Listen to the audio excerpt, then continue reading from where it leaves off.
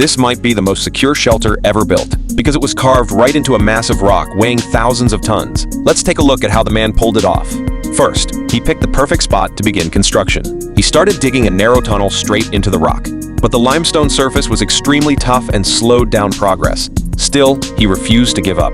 He began gathering dry branches from nearby. Then he packed them into the hole he had carved into the rock.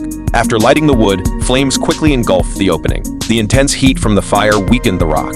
Once the fire burned out completely, deep cracks formed on the surface. Next, he hammered at the walls. The weakened layers broke off easily, expanding the space inside. Once the interior was large enough, he built a fireplace into the wall. Then he lit the fire inside. Using clay and stones, he crafted a solid chimney. At this point, the hidden shelter was complete. Just as heavy snow began to fall from the sky. But inside, the space was warm and cozy. However, he hadn't installed a door at the entrance. Can this type of shelter really keep wild animals out?